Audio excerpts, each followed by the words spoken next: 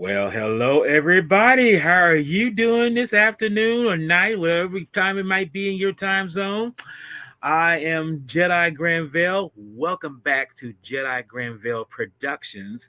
And with me here talking about some retro moments of certain movies that we probably have seen in our lifetime. I got the dear old Mr. Professor, who we call Daniel Miller, because that's his name. Oh, How are you doing this evening, sir? I'm doing good, thanks. Okay. I get kind of animated here, so excuse me if I get like that sometimes, No, but no, this is pretty much a different kind of take on what we're going to be talking about because this is something of a subject I feel not a lot of people tackle or even discuss because let's be honest, it's more closer to home field than you might think it is. But Yeah, what we're going to be talking about is two Cold War television made films that came out during the 80s. And surprisingly, it was at the time of basically the Cold War. It was basically at the time where if someone pushed a button, it's like, well, you wouldn't be surprised why they did it. It'd be just because they did it.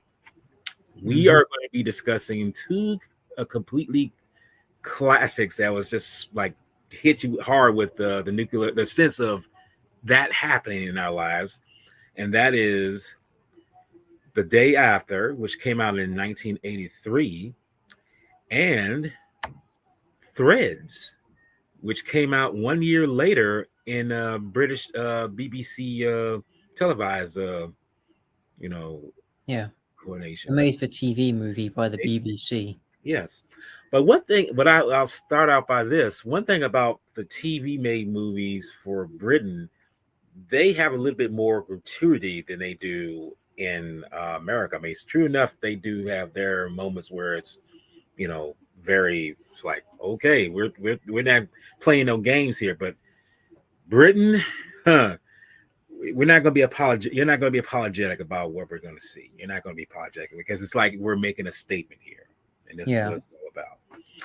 Okay, so get the ball rolling here and everything. I'll just ask you, Professor, when was the first time you sung both Day After and Threads, and what's your thought process about these films when you see them? The first of these two movies that I saw was The Day After. It was, hey, Kevin. Yeah, it was, I think it was broadcast on television during lockdown, if I remember correctly. This was when the pandemic uh, was a thing, which thankfully it's not anymore. Mm. The um, the movie, it felt like Dallas if it were interrupted by the bombs dropping, which is as silly as it sounds, it's a situation that is all too plausible to be reality. Mm. And of course, it was interesting seeing the different takes on it from all of the characters. Like, for instance, you have the teacher who's like who points out that the Minuteman missiles have been fired, meaning that either Russia has fired first or the Americans have launched first, and they're doing intercepting the Russian counterstrike. You have the family whose daughter is about to get married. You have a traveler or a student who is doing some traveling across the country. Right. Then years afterwards, I saw Threads, which by comparison, yes, it's a smaller budget, but that smaller budget gives it a bit more of a grittier, uh, sort of unclean feel about it. Not Mm. just in terms of the technology that they were using, but also in terms of how the movie addresses the subject matter. See, this is interesting to note about Threads and The Day After. They both tackle a very real scenario that, for all we know, could happen tomorrow or the day after tomorrow. Yeah, I mean, two you said, movie yeah, titles in it's like well, one. that's that's kind of take on yes, very, but that's very true. That's very true about Yeah, these films. you see, but They, one of them does it as this as something similar to Dallas in The Day After. It's got that kind of televised feel about it. Mhm. Threads is more of a pseudo realistic documentary type Yes. uh, presentation. So it shows everything happening from what's happening with the civilians. Like you have Ruth, who is pregnant by her boyfriend. They're planning a life together, which is grinding to a screeching halt because the war has reached a boiling point. Then you have the government personnel who have got a makeshift bunker underneath the city of Sheffield. They're going to be coordinating the efforts when the bombs drop. Right. And you have the other family, the boyfriend's family, as everything just falls apart.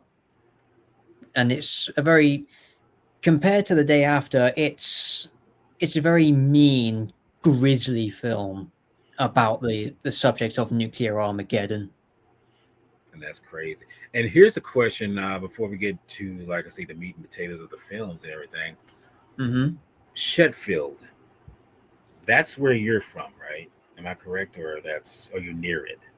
No, I'm just outside of Cambridgeshire, but Okay. Sheffield. I'm familiar with Sheffield. Yes. Okay, then. Well, I was kind of wondering, is that like near you, or just like a few hours, something like that, from where you're at? I mean, because that Yeah. was a thing I was thinking about too. Is like it's kind of interesting that I know people who are from England, and it's like you are living close in one of the stories for where it's taking place, and I was kind of like, is he live? Does he live in? Does his family live in Sheffield? But I wasn't for sure, and that's why I was wanting to make sure that.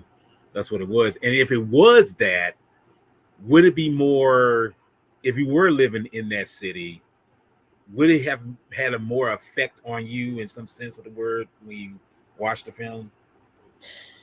Yeah, if I lived in Sheffield and I saw Threads for the first time, and I mean, whether I would be a kid in the 80s or I would be someone as an adult watching it for the first time, I'd be like, I mean, there is a sense of catharsis because at the end of the day, it's a motion picture, it's a movie, it's a work of art where you just see destruction. And as someone who likes kaiju cinema, I don't mind a bit of destruction every now and then, but in context of this being a nuclear war, it's like Jesus Christ, it's all too possible, and it's not something that I personally would like to joke about lightly.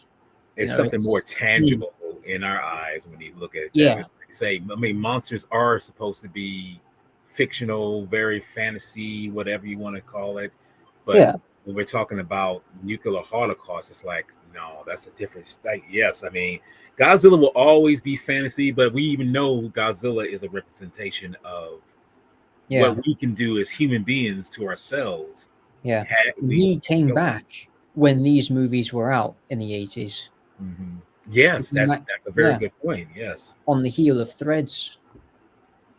because that's right. Because Mm, not remake, but the kind of a reboot of Godzilla came out sometime later when this 1984. yes, so it makes sense. I mean, it's almost like a kind of warning, or just say give us like, hey, this is what Godzilla. Yes, he went through his phase where it's like, okay, he started out as basically a symbol of what nuclear or basically anything can happen to us. But then after, it's like, oh yeah, he's going through this funny phase. He's doing, he's doing the kaiju shade, all that stuff. Is like, yeah, that's supposed to be funny.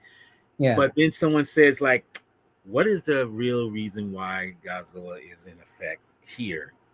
He's showing what man is capable of and will do if he takes the reins off and just says, fuck it, we're just gonna go ahead and just destroy everything that's surrounding us. And it's stupid into thinking that man thinks like you can control something, but at the end of the day, it's like, no, you want to really do something that's saying like, oh, we got to get this person first. It's like, why is that the case?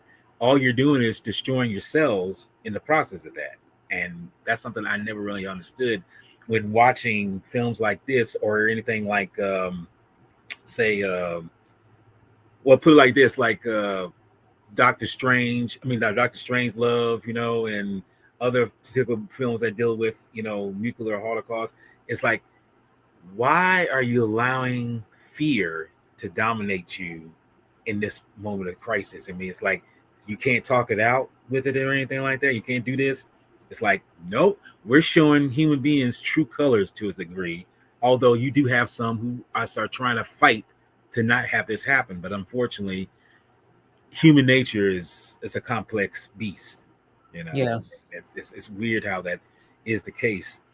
But to kind of give some background on the films with not threads, but what was day it? after. The day after. The day after. This is of course, like I say, 1983 film that was directed by Nicholas Meyer, and it was written by Edward Hume. I think he wrote, if I'm not mistaken, I think he wrote the day the Earth stood still. I could be wrong though. I could be wrong about that one, but no, it's not. No, it wasn't. But anyway, it stars James Robert. I mean James Robert, James Robert, Joe Beth Williams, Steve Guttenberg before his Police Academy days, Yes. and John Lithgow. That's a pretty stellar cast there for Mm. something like a TV made film. But then again, as I say again, TV made films usually don't get the acknowledgement that they should when coming to you know doing things. And I think that was the whole purpose of making this film. It's like, get some stellar cast actors to portray this, and do that. And what's up, Jake? How you feeling Hello, today, Jake. sir? Hello. Welcome to the party, sir. We won't be doing anything gratuitous here. Sorry. But no, but that's the thing about the day after. It really ties in good when you have these character actors and doing something like this. Now with Threads, it's a little different because you might know some of these people, but it's directed by Mick Jackson, and it was written by Barry Haynes, and it stars Karen Megahar and Reese Dice. I'm probably Disdale. Disdale. Stephen Thank something. you, Yeah. Disdale. Yes, and like I say, it was released right around this time back in September of '84. Mhm. But hold up, let's see here, and yeah, it was okay. Yes, and he's saying hello there. Okay, but uh, but no, getting back to the point where I'm making is that unlike Day After, Threads has actors, as I said before, where you're at, maybe some of these actors that appear in it. I don't really know because I've actually looked up some of them and I don't know too much of their work background or anything like that. But to me, this is just me. I don't know how you feel about it. To me, when it's someone who's playing a part in a film and they're not well known to the masses, do you feel that it gives a better, sense of what you're watching in terms of like, okay, it's like with Day After, it's like you kind of know who these actors are, but they're still portraying a event that's horrible and horrific and whatever. Mhm. Whereas Threads, the same rule apply, but these are actors who are not as well known, whether they be in England or even America. So, do you feel like with this, does it give it a better sense of what you're watching, or does it even make a difference in your opinion? I don't think it's to do with so much the notoriety of the cast, but rather their talents as giving a convincing enough performance. Like, for instance, in Threads, I think the actors, for the most part, do give very grounded, believable performances in the characters that they are. Right. In The Day After, I do feel that's also very grounded, very good performances all around. So I'd say that applies to both films, in my opinion. Okay. And that's the thing I want to gravitate to is like, does it seem like star power gives more weight to anything that you're watching, where it be something that's kind of more grounded in that sense of the realism, or whatever the genre they might be, whether it be horror, sci-fi, drama, will it make a difference? Would it make a difference here Hmm. at a time? But Yeah. that's what I was kind of asking you about, because I know Yeah. it's very weird knowing that you get some actors and it's like, okay, are you getting them for the performance delivery, or are you just getting them because, oh, they're big stars? And Hmm. that's something I think gets lost on some things with this. Yeah. I think that's a tricky one to pin down, because if you're hiring someone based solely on star power, that's a very big gamble, because yes, people are going to recognize the name, they'll recognize the talent, and they'll go there to see it. But the thing is, they'll just focus so much on the star that what the plot that they've gone there to understand, the storyline they're being told, it's fallen to the wayside as stars with, yeah, especially high profile actors with very big followings. Right. Yes, there is focus on the work that they do, but it's all focused upon them. So that And is something that when you're casting for films like this, you do need to be careful. But it also pays off in the sense that the actors, they're working with the source material, they understand it, and mhm, as they're acting, they're telling that through their performance right. to their audience, to their followers, effectively. But it's also, on the other side, if you don't have star power but you have really talented actors, it can work the same way, because again, it goes down to the skill in making someone believe they are this character in this situation that's going on. And that's always about believability, And I mean, Kevin says right here, did star power help? You know, Jurassic World Rebirth. I mean, no, I mean, yeah, you got people like Scarlett Johansson and some other various people, but it's like, did that help? And he Nah. says this, and he says this best right here.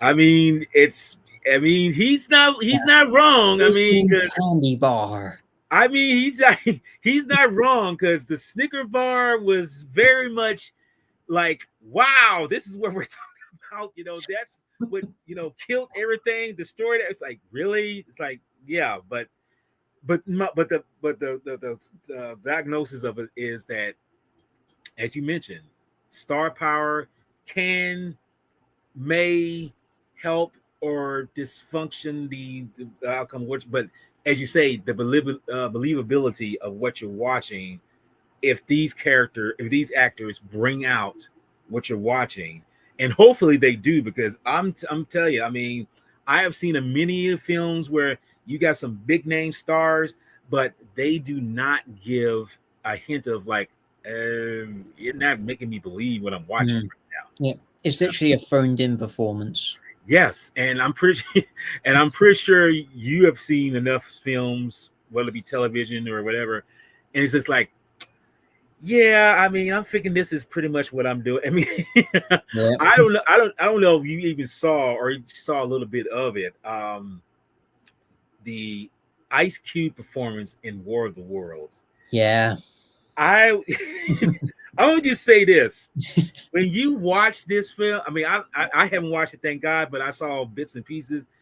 Listen to him talk, and I'm just like, good night, man. I've seen you in Boys in the Hood. You've done way better than this.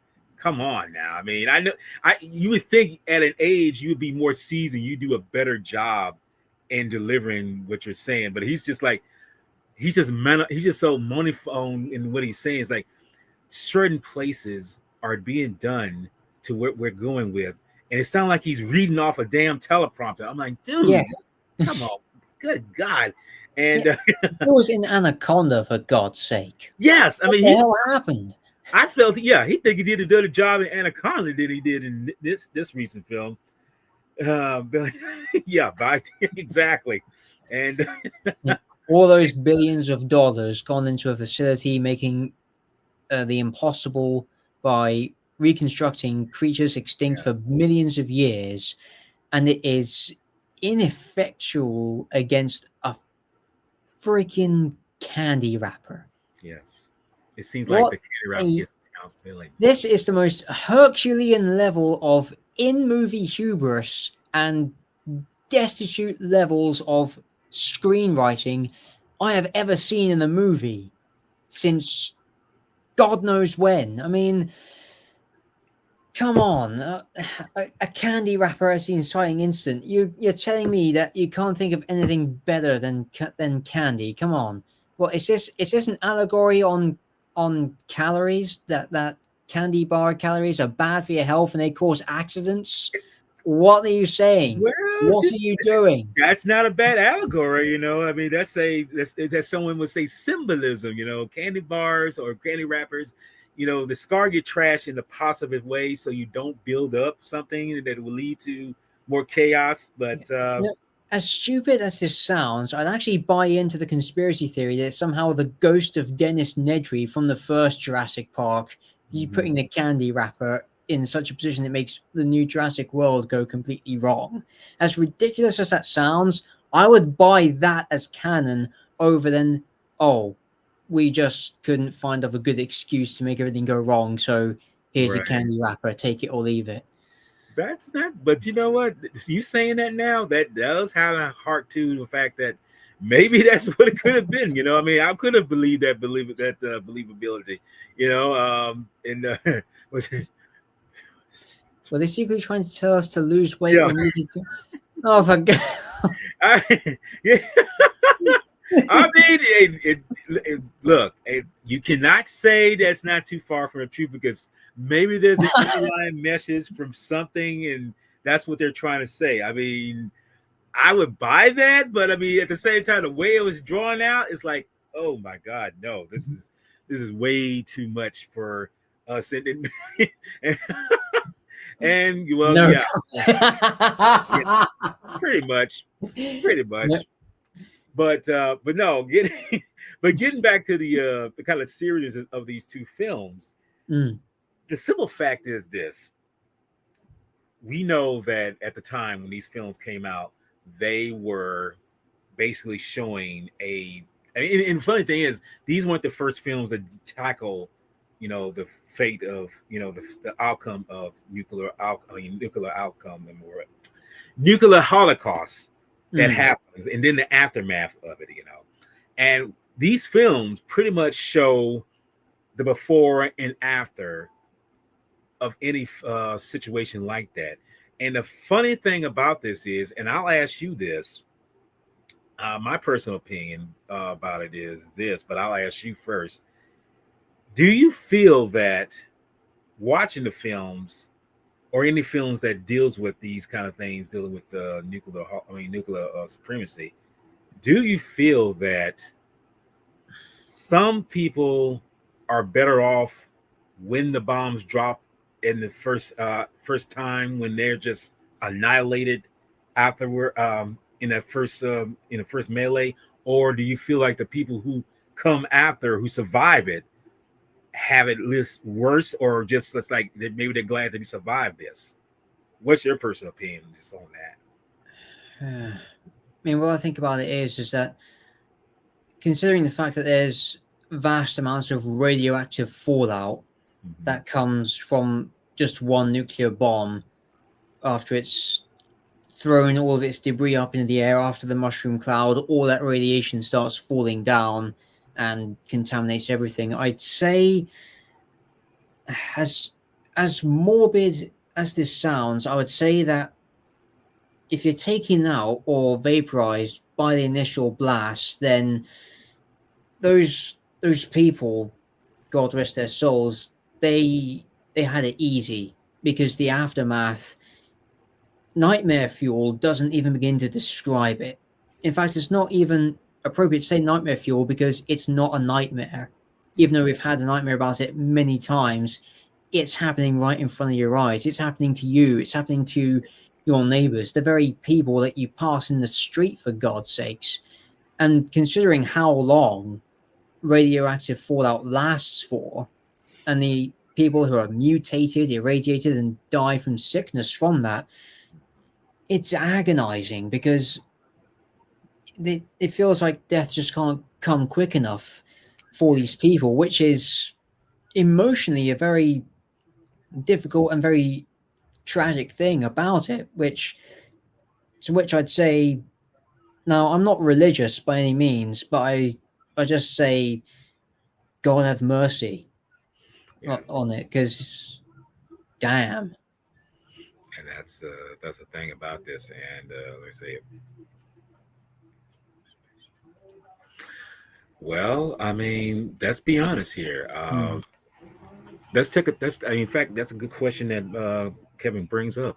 Yeah. What would you feel if they were to do a modern day version of the doomsday situation where someone says, let's push the button, and it's like the before, where it's like people are scrounging around trying to get away and everything, but then afterwards it's like, how would that be in this time and age now? How would you feel about that? How do you think they would present, maybe present it in a Mm. sense? Yeah. I mean, if they were to do Threads, but in a 21st century setting, I think, well, first off, they shouldn't do it anyway, because Threads, as it's as it as an 80s made movie, just like The Day After, it's fucking terrifying. It does exactly what it set out to do, and it delivers. So remaking either of those movies, I think, would just be pointless, since they stand the test of time on their own and stand it brilliantly, and a remake would just come off as worse and would not be remembered as fondly. But if someone were to do that same kind of movie set in today's zeitgeist, I think that a lot of it would, to a degree, be focused on the whole social media and online thing, because we live in an age where there's a lot of conspiracy theorists and everything being done online through automation and government policies like the Online Safety Act in the UK, or the digital IDs in the UK, and all of these uh, things that people interact with on their phones. And when people like, oh, there's a nuclear war about to happen, if you have Facebook and you're just scrolling through Facebook, you would always see a thing from Lad Bible saying, oh, Putin's going to announce a nuclear bomb, or Trump's going to drop a bomb on Russia, or Xi Jinping from China is going to fire a warhead. You hear so many of those, and yet when people think warheads and they think of nuclear weapons, it's this psychological knee-jerk reaction. And then when governments start putting out these emergency preparation things on government websites or in pamphlets sent in the mail, again, it's a psychological knee-jerk reaction. It's a fear-inducing response where people are going out panic buying, stocking up, and getting whatever they can. All the while, there's a recession, money's losing value, prices are skyrocketing, and on top of that, the thing is that it's, again, on a psychological level, it blurs the line and between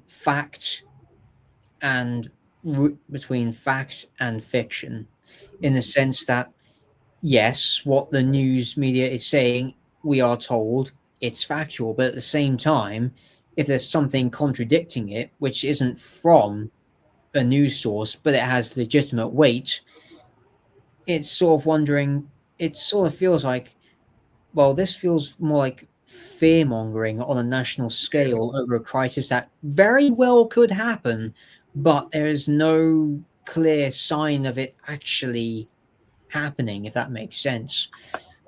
But because yeah, this would make me bring, and this and I'm going, and you bringing up some great stuff here, and this is what brings up when you say this is that, do you feel that the sense of social media, the way we're living in the digital area and everything, do you feel that would add on to the, as you say, the mental state of some people, if you tell them it's like, hey, this is going to happen here, this is going to happen there, and it's like it's almost, as you say, it's almost like a fear inducing kind of coma to individuals. Do you feel that because we as human beings, we're naturally just inherent, it's like, oh, we got to just take something that we've been told and just run it as facts, or at least say that if we don't take it, it's like you're going to pay the penalty for this. Yeah. Okay. Yeah, I do think there is truth in that.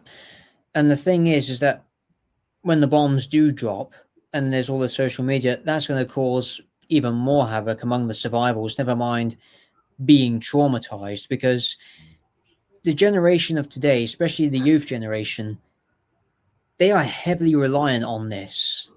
This is their lifeline for everything and anything in daily life. If you look back at the 80s, we never had any of that. That technology wasn't there, yet people, they still got by with landline telephones or writing letters in the mail, or even actually taking the time to like fly over to another country. Like for instance, if this were the 80s and were making I were in a job that allowed me flexibility to visit friends in the States regularly, then yeah, we would be exchanging flights to and from over the Atlantic just to meet up every once in a while, or we stay in touch with long distance phone calls or sending letters.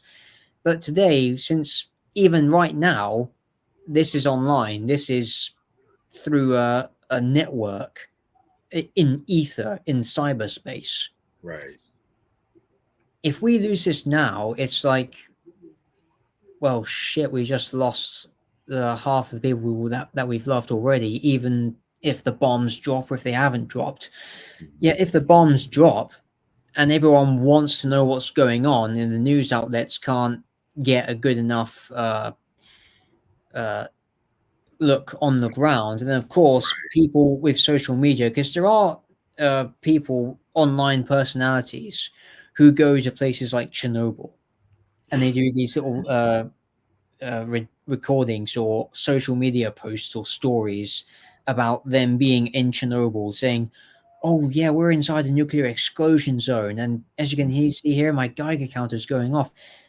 That, I think, is not that far off if a nuclear event were to happen, and people like big social media followings would go out to these places just for views. So basically, Um, they would avoid the danger mm, that's presented to them. It's like make this yeah. about, hey, look at me, I got followers and everything, and this is it's and that's crazy because, Mm, like I say, this is set in these are films set in the 80s, but it's like social media would have you brainwashed to think like, yes, let's make this an event that's, yeah, it's a scary thing, but we have to be more joyful. We have to be jovial about knowing that, hey, this could happen to me and I could get radiation poison. And it's like, moron, you're yeah. going to die. Are you serious right now? Not to mention the amount of people you're going to piss off just by being there, because whole fucking families have just died. People have lost their sons, their daughters, their wives, their husbands, their brothers, their sisters. People that have known for most of their lives, gone. Yeah, in a Gone blink. in a flash. And you're going over to this was effectively a war zone, Mhm. streaming about it. And it's like, oh man, I'm getting scoop footage, even though my guy count is going off like crazy. People like, you're gonna fucking die. If the radiation doesn't get you, you're gonna be murdered by pissed off survivors. Even if they die from exposure, they will take you with them by Mhm. any means necessary. That's Eric, something that you just don't fuck with. but see, But this. of course, human nature as it is now, Mhm. with everything being like, oh yeah, I'm so important because I got X number of followers and I'm traveling the world doing all this stupid stuff. Like, for instance, how many Johnny Somalis do you think would come to a place that's been bombed by a nuke? How many disrespectful travel streamers Mhm. would go there just for clout? How many Logan Pauls do you think would do this just for clout Wow. in the midst of what can be considered as an international crisis, as this could potentially trigger World War III? And the fact that something like this is like, okay, Hmm. we're the rockets are going. They're going to be, they're going to where they're going to strike their targets and everything. And that's the thing, especially back then, you'd be scared of, you'd be, terrified of. But Yeah. I mean, when even today, you'd still be terrified. Yeah, well, it would be, and Mm, say like I say, this is from the day after, you know, this is what would happen to someone. You know, you would get obliterated. You would get pretty much like I say, evaporated. You know, it's like everything. You know, you'd be gone in a blink of an eye. yeah. Somebody would literally go out and say, "Hey, the aftermath of all this, like right here, hey, check this out. You know, hey, the buildings are destroyed. You know, I'm like I say, look at me, guys. You know, everything is here. You know, I mean, I'm here. I'm, taking this for you guys. You know, I'm just showing how things are just way they are. It's like, dude, millions, probably billions of people have just been devastated by this, and you're seriously doing this on a fucking TikTok or some kind of social media right now. I mean, dude, it's like that literally is the difference between then and now. Where that Yeah. is, yes, it was terrifying then. It's still terrifying now. But the simple fact is, you're blinded by the fact that you are on another platform or another existence of life, and you're allowing something like your own clout blind you from what's in existence right now. Mm, And that's crazy how that is, you know. yeah. And this is again, this is where technology is. Yes, he is an asshole. He got himself thrown out of Japan along with Yes. Johnny Somali after him. Which I But hope he gets his wish just due.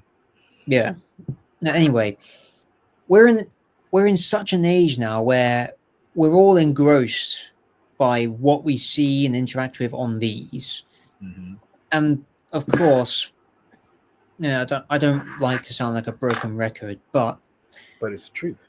yeah, it is the truth. And there are people, not all of these streamers, not all of them, but some of these streamers, they have this mentality because they're either so desensitized or they just weren't brought up with right and wrong Some kind of values and morals or morals. scruples or what's up. And yeah, and they just go out and they just do this and they find some enjoyment which frankly it feels sick just watching it and even hearing what they have to say. And not only is it disrespectful, but that's just opening up a whole other can of problems for themselves. If the locals don't get them, the authorities will. And you would rather uh, want to deal with the locals than you would do with the authorities, because that's the equivalent of having the hammer dropped on you. Right. Like in the case of, again, Johnny Somali, the people of Japan and Korea, they had enough of his shenanigans, of his Yeah. bullshit. Then the authorities got in. He was kicked out of Japan. Now he's being sentenced to jail, in prison, uh, in Korea now. In Korea, yes. Which I hope he actually does get served time, because I've heard it's like 40 years. But I mean, if it's, I feel it's not enough. But Mm, that's the thing. It's like you don't think that because you live in America that you're not going to face some kind of consequence. It's like yeah. there are going to be consequences to your actions. You know, just realize that, and and just kind of hark back to all this. Mm. It's like Big the film. equation. The more you F around, the The more more you're you're going to gonna find out. find out. See, that is the equivalent of everything right there. It's like in actually that's kind of human beings in a nutshell Mm, to some degree. That it's like they're trying. It's I don't know what it is. I mean, like I say, films like this and in like modern day things with what we see, what we do as far as social media, it's like they want to test themselves to their limits and see how far they can go in terms of what they want to do. And it's like you do have a realization that you should know your limitations to some degree.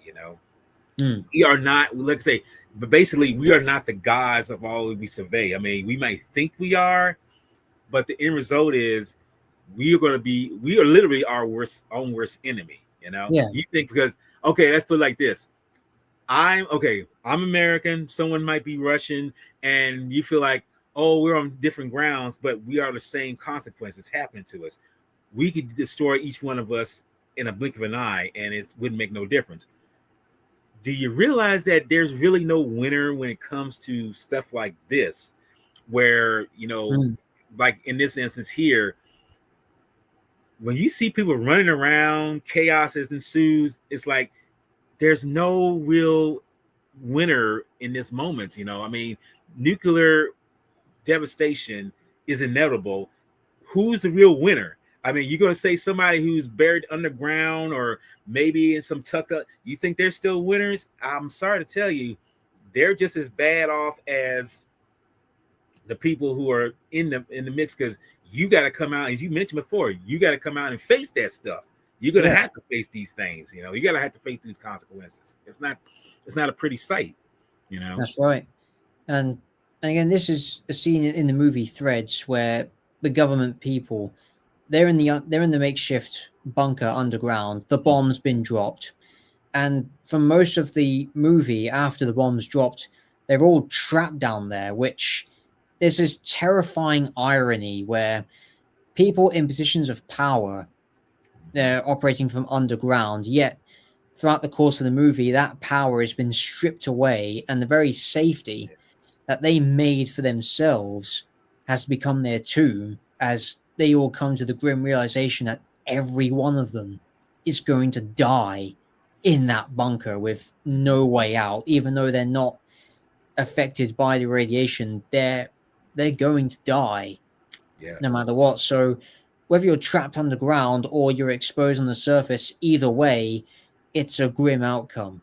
There's because just if one of these bombs drops, if just one bomb dropped on any area, and there are people in either situation, I think it's going to be the same. There's yes, there may be survivors. There are survivors of Hiroshima and Nagasaki, but of course, them having exposure to radiation, whether it be through childhood or as the symptoms have developed later on in life, Yes, with it's like something. I mean, yeah, what's it, strontium? Something that's in the bones of individuals. yeah, That carries on from this. That's mm, that's the thing. yeah. So Another thing is that it's for the next generation afterwards. Even if this current generation suffers, goes through a nuclear exchange, and they have a generation after them, the exposure that they've had, radiological exposure, it will definitely carry on to that generation and then the next. And then they'll get to the point where the gene pool has suffered too much and it's just going to spell doom for an entire generation, just gone before it even has the chance to take its first steps. And that's all from a decade or 2 decades or 50 years ago when the nuclear bomb was dropped right. on a civilization of countless thousands, even millions of people. And this is kind of interesting you bring this up, because in the movie Threads, at the tail end of it, we remember that Ruth has a baby. She borns Yeah.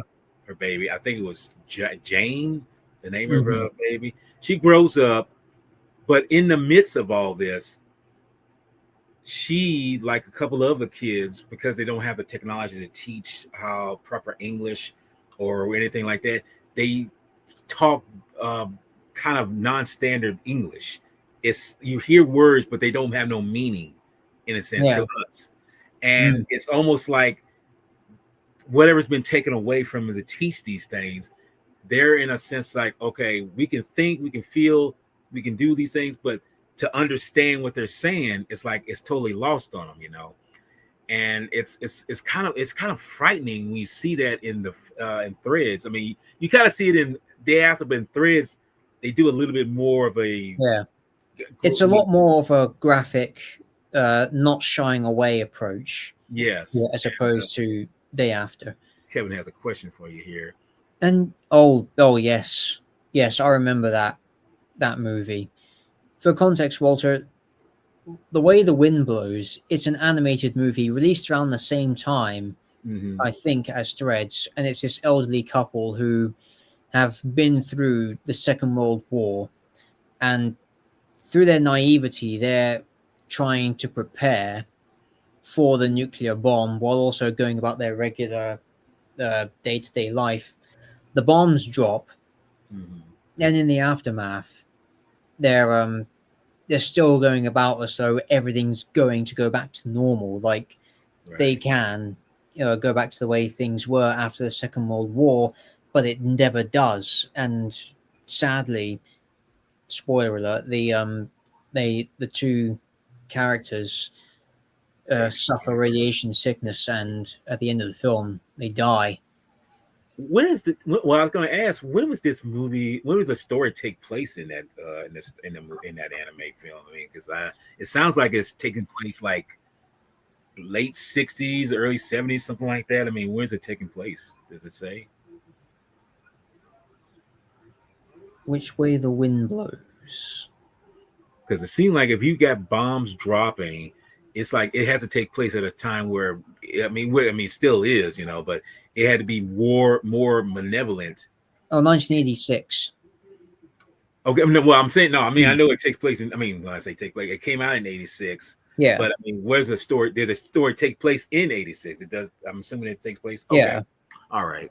Well, then that's yeah. Well, because that's the thing. Like I say, that was the '80s, and like anything in the '80s, everything was very benevolent, and it could happen. So yeah, I mean, but that was the case. Yeah, I mean, because actually I've heard of that film, but I mean, I never really watched it, and maybe one day I need to watch it, see what it's like. But Mm. that's another example of what we're talking about. It's like you feel like you can go back to normality when it comes to something like that, and that's another thing about these films when you watch them or anything like that's related to them. Notice how some people, because we see in both the day after and threads, we see families, we see individuals, just in this ordinary mundane people who just go into about their daily lives. We Yeah. see how their interactions with one another, it's like playful banter, it's like all these things and whatever. But when we see their world become pretty much, just like cut from the normality of what it was before, like Mm. And the the girl. interesting thing is, it's from the media. That's Mhm, where the disruption comes from in both movies. It comes from the news reports. yes. And the weird thing about it is, like, we see that that's the Mm. thing that we keep hearing it, we keep harking back to knowing that okay, they're saying something, they're doing this, but at the same time, people are trying to get their lives, like in the like I say in Day After, there's a girl in there where she's going to get married, she's going to have marry this one particular person and everything, but we see all these dreams of her normal life come crashing down when she in that one shot where she's coming down the stairs with her wedding dress. She's so disillusioned, she's so like in a state of just unrealization of that there's about something bad about to happen. And it's funny how the human mind can't take that. Some people are a little bit stronger than others when it comes to the realization of some things, but we see this in her eyes. The person who played that part did a brilliant job showing just like, and the dad is telling her, you need to get these things, get them in the supplies, and she said, "Okay, daddy."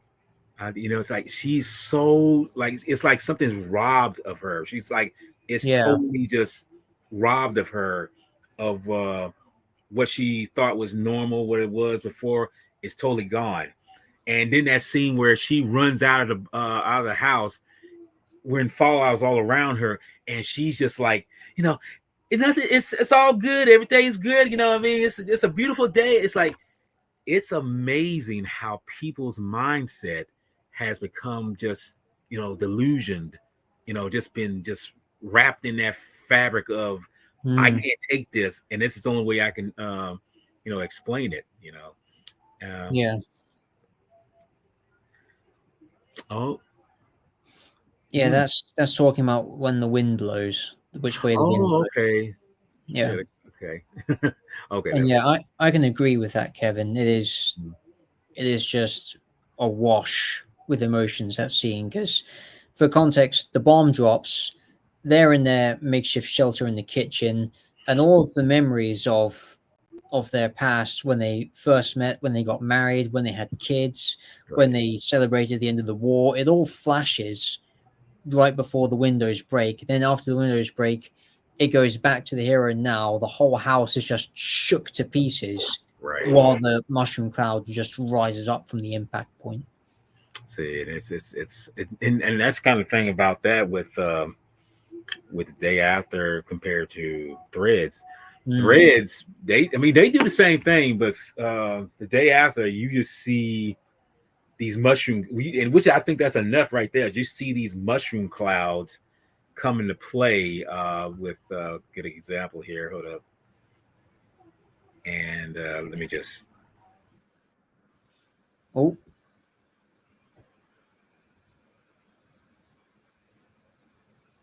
oh, I think I've lost Walter. Hold on.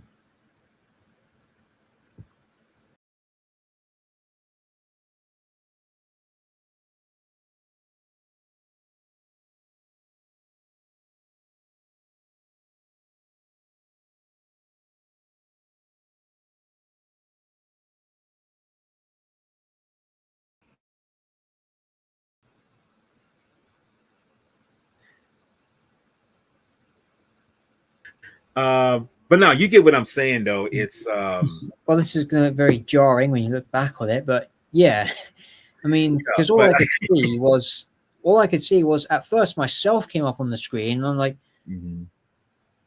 like, what? It's just Like, me? did Oh, he get irradiated? Did he get blown away? It's like could have been, yeah. man. I I never mean, know. no, because I was trying to message you saying, "Hey, Walter, you got a technical difficulty." Then I just see this montage of people being evaporated, Right. and it's like, oh, okay, yeah, I get what he's going there. Yeah, I'll just roll along with it, or at Mhm. least try to when he comes back. So Yeah. and like I say, I was there, but it's like I'm more like kind of how can I say trying to make it make sense where it's like you're being affected, but are you also getting the fact that yes, you see some mushroom clouds Mm, in where and the day after it's like that's all, and then you see people get irradiated. But where it's threads, to me, I think they get more brutal with it in that sense because yeah, we especially in the aftermath. yeah. And yeah, I mean, I know that's me. I'm still learning this. So, but Hmm.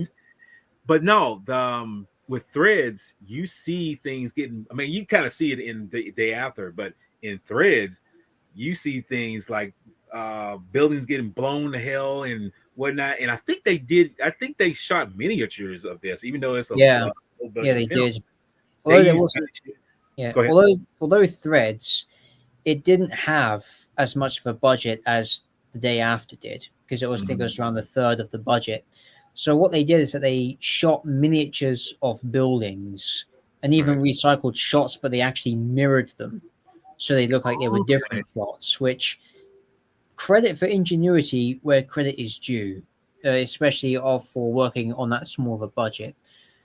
But I Mhm. think in terms of what makes Threads uh, etch more into your nightmare in your psyche, then I think the day after tomorrow is after the bombs dropped. You see Ruth walking around the streets, looking at all these fires. You have a child screaming for their mom. You have a woman cradling a A baby baby. who was killed Yes. in the blast. Then you have these makeshift hospitals where people have all sorts of all sorts of disturbing injuries, and there are all these operations being done. So they're not shying away from this. This could very well be reality if a bomb were to drop on Sheffield right now. And I just want to show this. This is a little artwork from Threads where this is such an Oh, iconic moment. oh yeah, the traffic warden. Yes, but the thing Mm, about it is he's not the only one who's got like some kind of bandage or whatever. You see other people, walking around with certain things, but for some reason his bandage over his face or whatever is more iconic in yeah. that moment because it gives you the ideas like no one is immune from these the disaster that happens. Like as you mentioned before, the authority figures, Mm, all that power of authority has been wiped away, and it's like yeah. they're just as vulnerable as the people who are suffering from it as they are. Yeah. You And next thing you know, people will take control into their own hands. Like with the traffic warden, he's literally in charge of, I think it was a small depot of sorts in the film. People are trying to get in for supplies and whatnot, and he's standing there with an assault rifle, and he's not hesitant in To shoot. shooting anyone at that gate. And then you look at the day after, you see the National Guard has been deployed, but they're conducting executions Hmm. in in what would normally be considered a public space, but this is now post-apocalyptic Kansas City. So Hmm. there's no sense of control, right or wrong there. It plays out as it is what it is. Yeah, If you're like a going to be scene like executed, you're going this to where be executed. Yeah, yeah, you see things like this, and it's just like wow, it's like everything that I had or was living with, and all the people that I know or anything, they're no longer here. This is what I have to, you know, be content with. You know, yeah. it's amazing. Mm. But that's the kind of the rub, though. I mean, the films, you know, we could talk forever about it, but the simple fact is, these films are basically a cautionary tale about we as human beings. This is how I feel about it, because I feel that I think it's a very important thing we have to keep in mind about, nuclear supremacy, or just in general how human beings act when it comes to any sort of conflict or some kind of animosity or whatever. It's like we have to learn to try to, live together in this world, because we're all on this one big ball, and we're spinning around at some 1,000 miles an hour. But the simple fact is, like, we have to learn how to live together. And yet, with all the things that go on, whether it be, some food shortages, weather conditions or anything like that, we still find a way to literally devastate ourselves to some degree. Yeah. And again, as I said, we see a many films, not just I think he said too. That's right, Kevin. Yes, that's very much very much what I'm. Yeah, very much you said it, brother. It's like we try to. It's almost like this. Peace is something that we should strive for, but it's like we want more chaos than we want, simple things in terms of being just settled like that. I mean, Watchmen. Mm. Uh, I mean, I know the comic book, but I saw the film, and it pretty much was saying, what the Joker was saying. He was saying that We live we in a society. we live in a society Mm. where it's like we've been trying to destroy each other since the beginning of time. Yeah. And it's kind of funny because when you listen to that, you hear that, you think like, okay, he's just, randomly speaking. He's just saying something that's totally off the cuff. It's like, you don't know what the hell you're saying. Till you really break down what he says and look around you, the evidence is what that saying is, the proof is in the pudding. Mm. All people do things. There are some who strive to keep the peace, but Yeah. others, let's be honest. I mean, in social media is no it's pretty much the problem of all the things that we as human beings live by. They spread hate, they spread lies, they spread, just all kinds of anarchy. It's like we don't strive to be better, you know. Mm. I mean, that's like I say, you and me, like Kevin, everyone who we associate with, we try to strive to do things better. Yeah. But it's funny how with society, it's like we have greater power. We have all this knowledge. We have this technology to do things better for ourselves. And yet we still focus on trying to destroy ourselves, you Mm. know? And it And it's gets, crazy. Go ahead. yeah. And it's even more crazy when, if you look around the world at certain countries, scary part, yeah, Kevin, that's also true because there are people, uh, some of them do call themselves survivalists, but then when you actually hear what they have to say, there's like, he's not a survivalist at all. He's fucking prepping for the Armageddon so he can let loose. That's not survival. That's preparing Yeah. Okay. to For to the end. run riot. That is.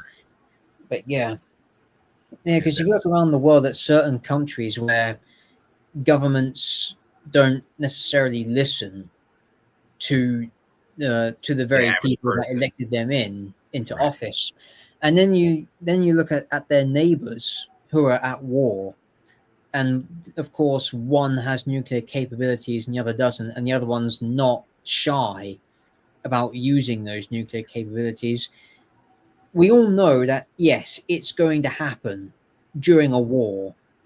But what if a government was not only crazy enough, but also dictatorial enough to use it on its own people?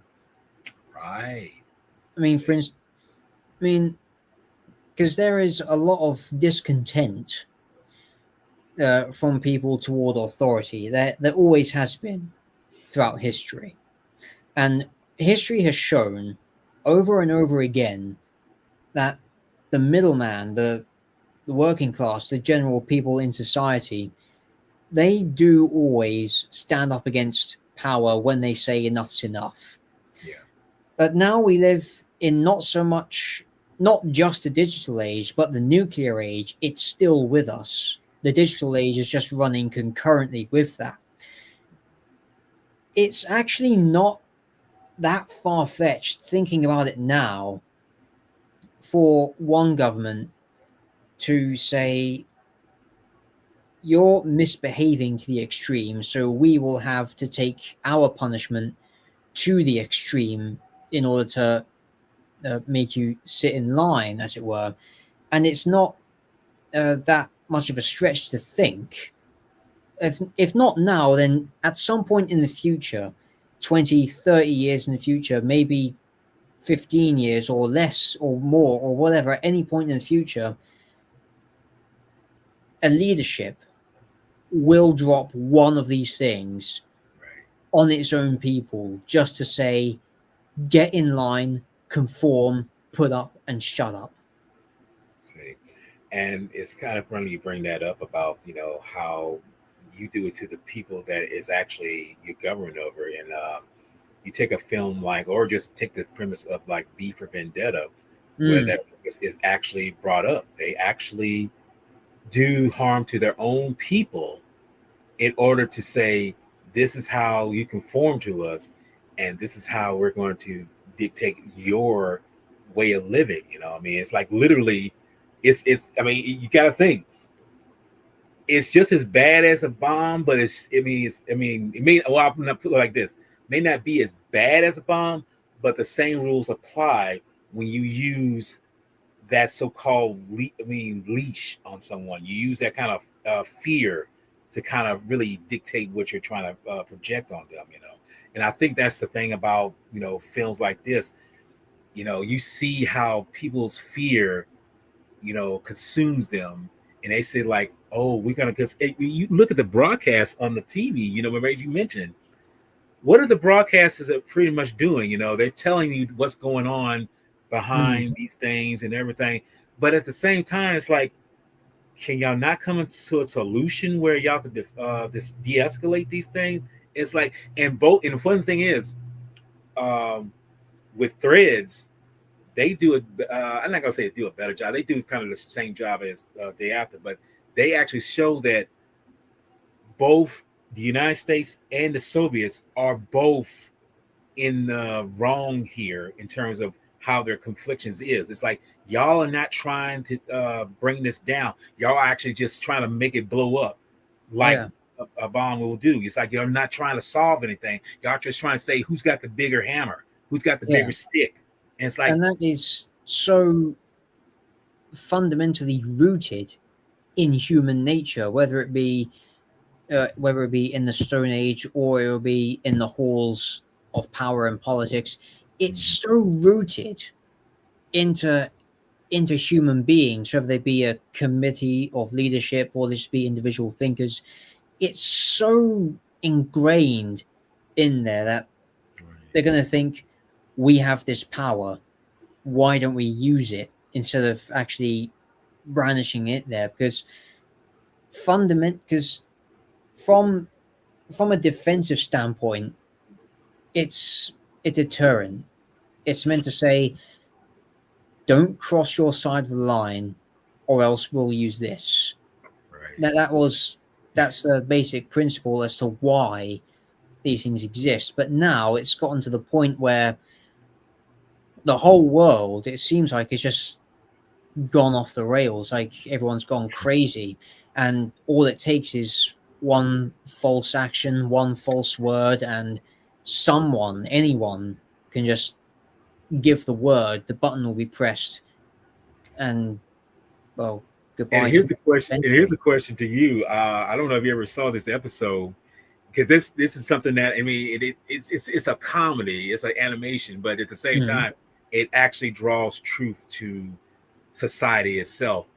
It's Bart and Lisa, and they pretty much saying, if my arms are stretched out and you touch it, I have no, I have no kind of authority or whatever if you touch them, And I think it was either Lisa or Bart. It was like, if my hands hit you, you know, I'm not at fault with that. It's like neither side is taking no accountability whatsoever yeah, with the actions that you're doing. It's like you're adding on to. I mean, it's like I say, it's an animation. It's a comedy, But mm, we have to remind ourselves, comedy, especially back at that time, comedy was rooted in some sense of truth, some sense of awareness about what our surroundings were. Like Richard Pryor, George Carlin, mm, these long gone, comedians.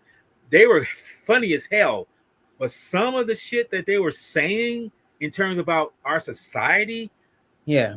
they There pretty was much, truth in those. yes, there was such Mm, much truth. I did kind of the archives about what they were saying. You're like, okay, this is funny. This is kind of hilarious. But then you have to listen to the words behind the meaning behind the words. You realize, like, that's actually more clear than I thought it was. Because I never looked at it that way. But then it's like, yeah, yes, that is exactly what it is. I mean, yeah. and comedians today are Mm, not so much funny because they're just throwing propaganda, rhetoric, and bullshit, just a blind.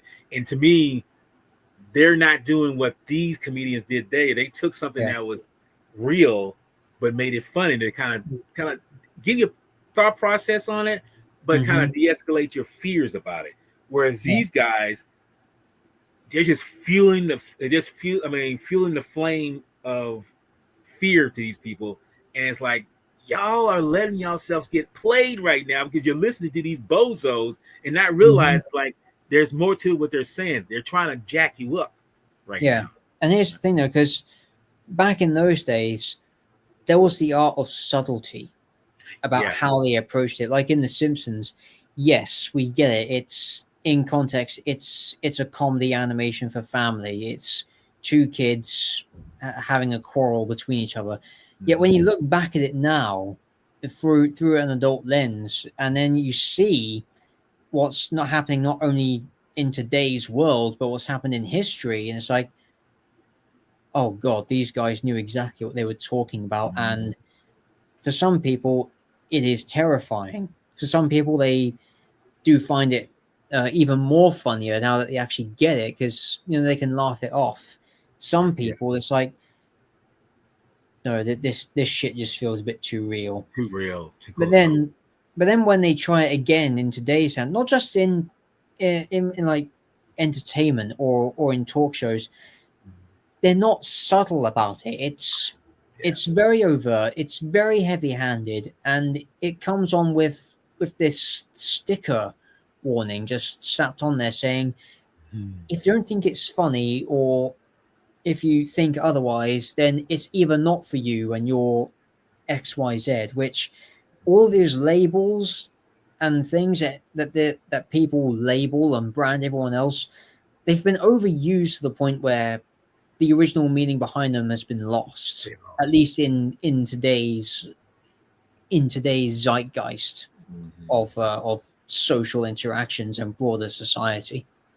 See, and that's a good point right there, because it's like, what that old saying, what was true has become legend, and what becomes legend becomes a myth. And it's like, do y'all even know what truth is anymore?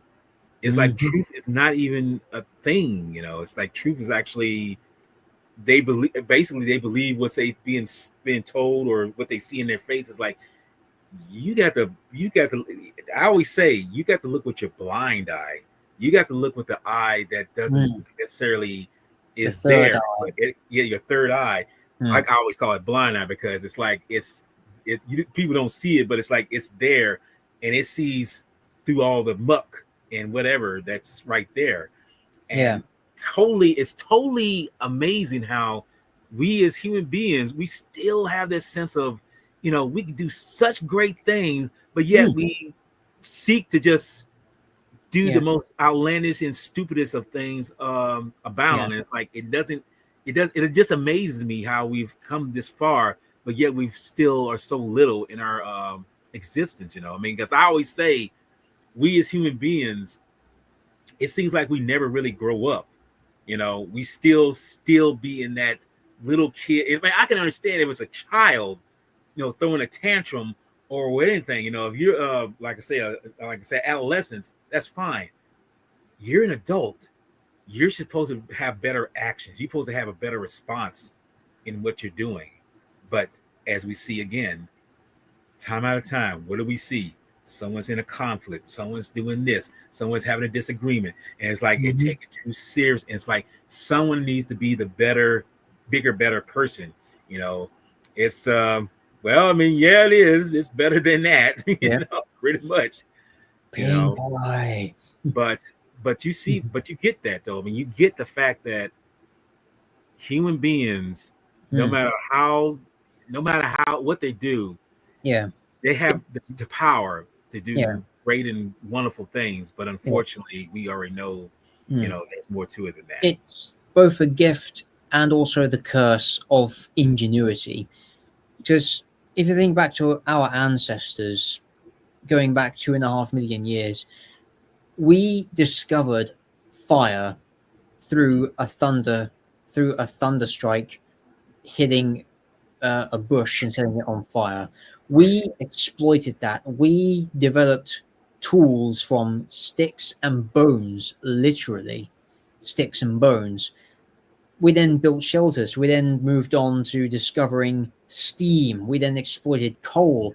We further exploited electricity, and then we split the atom, and now we've developed uh, AI technology.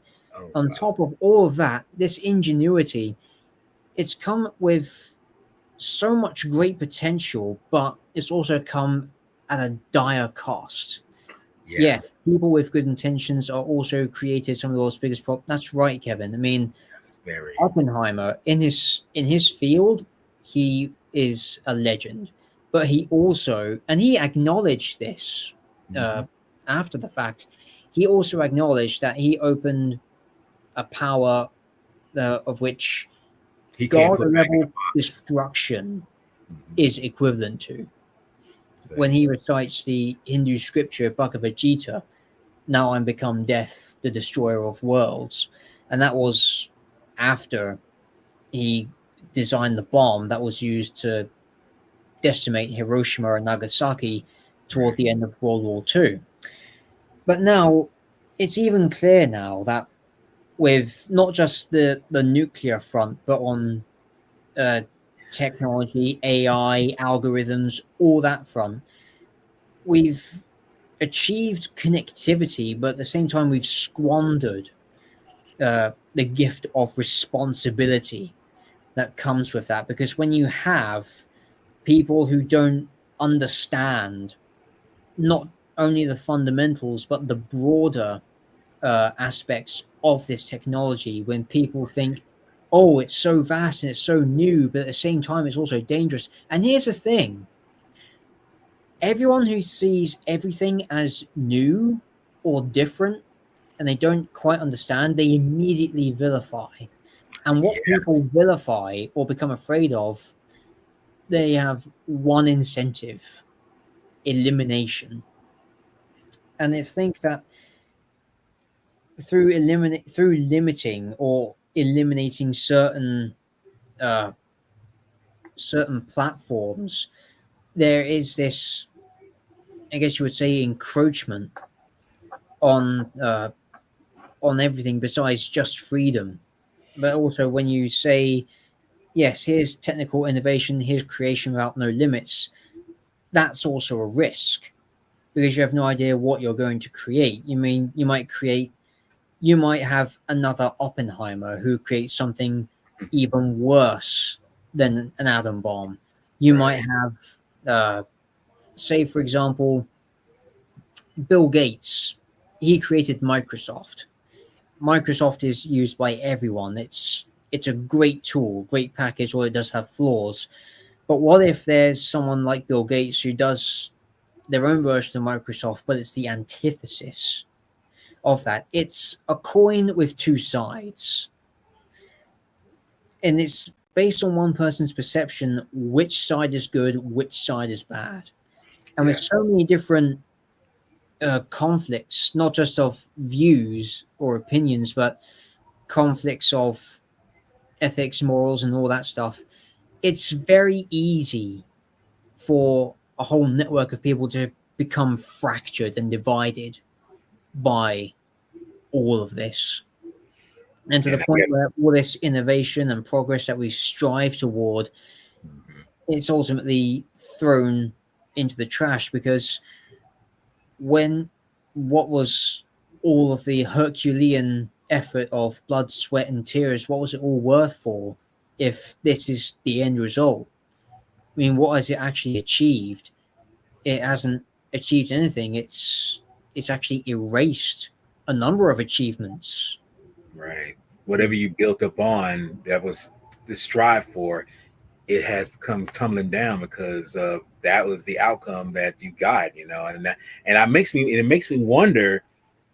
Now you say this, this is probably the plight of why certain groups or just some groups of people shouldn't become together because in the end, somewhere like they're vibing, they're doing everything, they're pretty much in a good conglomerate and everything is good, everything is fine, everything is Mm. working out, but it's like somewhere down the line something is going to teeter off and it's going to be some kind of conflict somewhere there, Yeah, and you hope it doesn't happen that way, but the sad fact is that it uh, might. It yes. might. I mean, there's no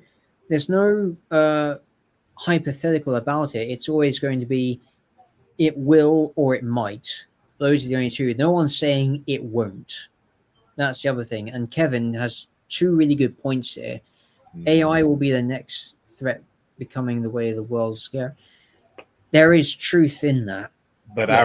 I feel Mm. with that, Kevin, I think it's already here because because sad to say, it was kind of scared me because AI looks great to a degree, you can tell it's Mm. AI, but at the same time, it actually scares me because it's like it's allowing yourself to believe that that's the only thing, and it's come so far. It's like, is this too fast of a technology or a certain advancement that we need? Because it's like, can you tell reality from fiction now? You know, can people Oh. differentiate from these things? Mm. And to me, that's yeah, I think we're there already. But I mean, And the fact that AI is used in so many factors of society, it's used in medical science, it's used in filmmaking, it's used in uh, genetics to a degree. I understand. It's even used uh, in some places. It's used in legislation. You know, like the whole legalizing of legalization.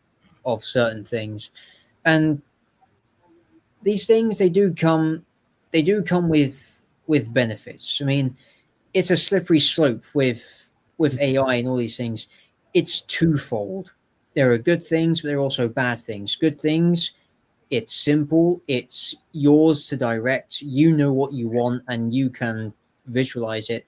But then again, that takes away from the actual human side of Yes. making something, especially with films. People can make all sorts of AI films. I mean, there are people making AI shorts about stormtroopers shit talking Darth Vader to his face, or people roasting, or like a giant gorilla verbally roasting Yeah, people, then throwing them out of a cafe. I mean, it's funny. We get the humor behind it, but it also shows that there is also a potential darkness within this technology, and and Kevin that's what said the everyone best thinks too is that. right here. Yeah, and see, the thing is that everyone's like, "Oh, we're all done for. Social media is done for with humanity, and AI is going to be the base for these things." There is truth in that, but it's also not too late to To stop kind that, of because change. Yeah, we can have it around and it can be controlled, provided people are sensible and responsible about it. Like, for instance, okay, you're using AI, for example, to 3D print artificial organs. hmm, Okay, great, but there are human donors on records in medical hospitals all around the world. What's going to happen to the actual tangible organs? I right. mean, yes, they might get to live longer, but that sense of this is something that's Something very core tangible. to Yeah. human. Yeah. There's also the sense of sacrificing for a cause that's Mhm. very human to its most fundamental cause. It makes the human race admirable and to a degree respectable, that one person is willing to give up part of their body to save a stranger. But, and yes, it does cost, and yes, it does come at a cost not only of life but also of financial incentive. And again, it's a very tricky argument to either justify or condemn, because no one can come to any solid ground on any of these arguments. It's always one way or the other. It's the Right. highway or the freeway. There's no common ground anymore, Ground with her. which is the downside of it. Unfortunately, Daniel, AI makes people billions, and they won't stop giving. Yeah, That's the that is the problem. downside. I mean, and also money itself. Again, money is twofold. It keeps people off the streets, it keeps them paying their bills, it's what people earn when they go to work, but it also goes to people who make very questionable uh, Decisions. choices Yeah. in certain parts of life. And you see, this is the thing.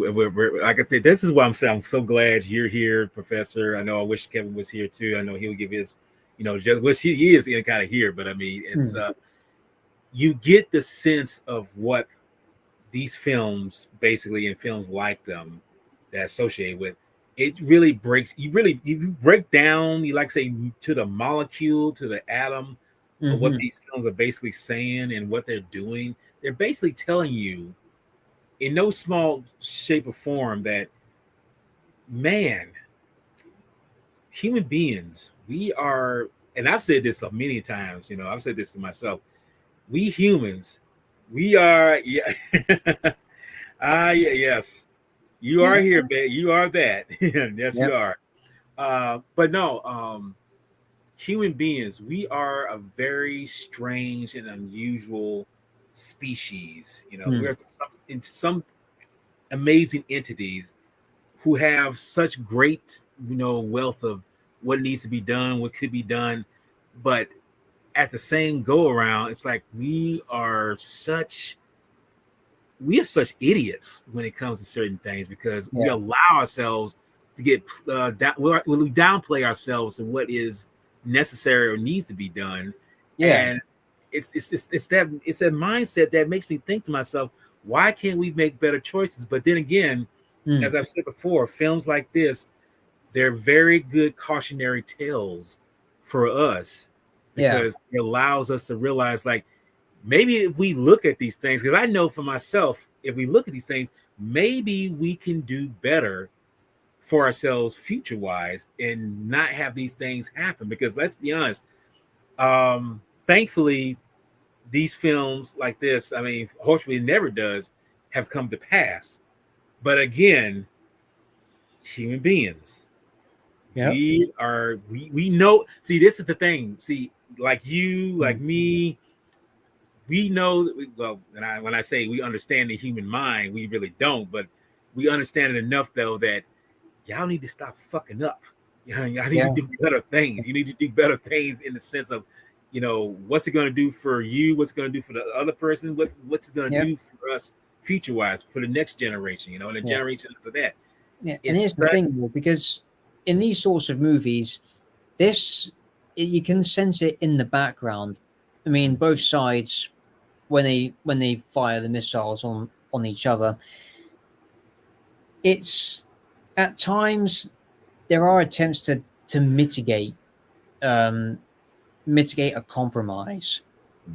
In there, other times it's one side that is trying so much to be right rather Yes. than being realistic. Mhm. And that's what's dangerous because if one side is set on being right on one thing, even if it ends up being their right to the last man, or one person is saying, well, we can take this just because we can, and we have the superior technology and we have the guts to do it, and you don't. This is why, at this point in the 21st century, I don't think humanity is actually achieving as much as it can do. And it's also why I think at times, if extraterrestrial life is watching us from a distance and they can see all this going on, they're either thinking, "Oh no, humanity sucks. They'll just ruin everything. Let's not bother with them," or they're just going to be like, "Okay, yeah, I'm just going to watch this stupidity come to a head. Then when they're gone, we can just take what we salvage and then not bother anymore because Right. again, humans they're just sucky. What the hell is wrong with them?" I mean, honestly, I mean, it's not that far out to think that if we're not alone in this grand cosmos, in this infinite expansion of space, that we may have neighbors who they are watching us, but they're smart enough to to not be around. It's like for instance, think of it in this dynamic. There's a family, it's Mhm. breaking apart. The parents are at each other's throats, and then you have the small children involved, and they know better than to be around when there's an argument. So they're out of sight and out of mind. That is what I I would suspect a similar dynamic to that would actually be happening if extraterrestrials do exist Mhm. in the same space as we do, and they're watching this is like, yeah, let's not go down there. Mhm. I mean, And let's just go to the Milky Way and enjoy the Milky Way, or let's just go over to Uranus and have a good time at Uranus or Uranus. whatever. But it's kind of funny you mentioned about aliens because it makes me think about certain things in terms of things that be shown in past, where okay, we see aliens, come down and be malevolent and do destruction, but that to me is like, okay, that's one sided, and we understand that's what they're going to do and that's what they're going to say, and everything. But Mm-hmm. it reminds me of an episode of The Twilight Zone where aliens pretty much put it out there that they allow human beings to destroy themselves by doing the most minute things to set them off. You Yeah. know, it's an episode of this, and it shows right there that they don't care about, like I say, they're not, like I said, not just trying to rule over or anything like that, although they might be, but they say, give them a few of these things and watch them destroy themselves because they can easily turn on one another because of these little outcomes.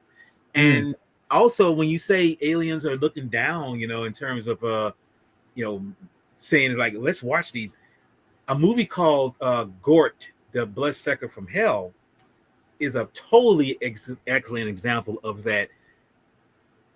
They're invading, but the only reason why they're invading because man is not stupid. I mean, not smart enough to say to defend themselves because they're destroying themselves. They say, "Hey, we're Yeah, gonna come down and y'all gonna pretty much wipe yourselves out."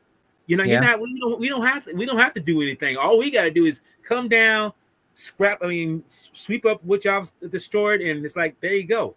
yeah. It's it's a mind fuck in Hmm. terms of knowing that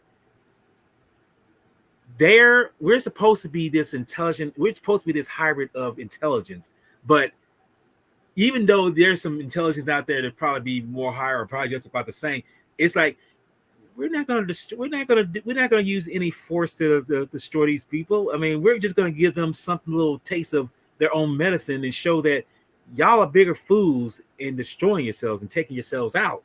You Yeah. know, it's And there just are like two other pieces of science fiction media that are about this.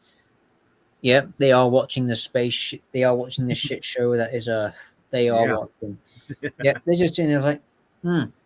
Yeah, I wonder if this is the point where they actually start whipping out the nukes and yeah, oh, right. It's oh like you say, it's like, yeah, oh man, this is getting good. They're gonna yeah, destroy themselves in a second here. So we ain't yeah, got to really do anything. yeah. But yeah, there are two other pieces of science fiction media that do this idea pretty well. The first that comes to mind is from Doctor Who, of all things. It's a John Pertwee serial called The Day of the Daleks. And the plot twist in this story is that there's a peace conference going on between two warring countries, and a British delegate has managed to get them back to peacefully discuss this. The delegates are killed in an explosion. Neither side can work out who did it, so it's an all-out war. World War III happens, and the Daleks, they're sitting up in space watching the Earth rip itself to pieces. Then when there's not enough uh, survivors to form a resistance, they then seize the opportunity and do a smooth takeover of the Earth and enslaving the survivors like they always do. Another piece of science fiction media that makes me think of this is Jack Finney's The Body Snatchers. Because Ah, in the film iterations, I don't know if it's in the book, I have to read it again, but and I should there's ask, is it the black and dialogue. white version or just the book itself? I'm guessing the I mean, the story itself, okay. depending on which iteration you go by, there is a line of dialogue from one of the replicated pod people that says humanity is destroying itself through wars over the littlest of things, and we are here to enforce peace on the world that you clearly can't enforce.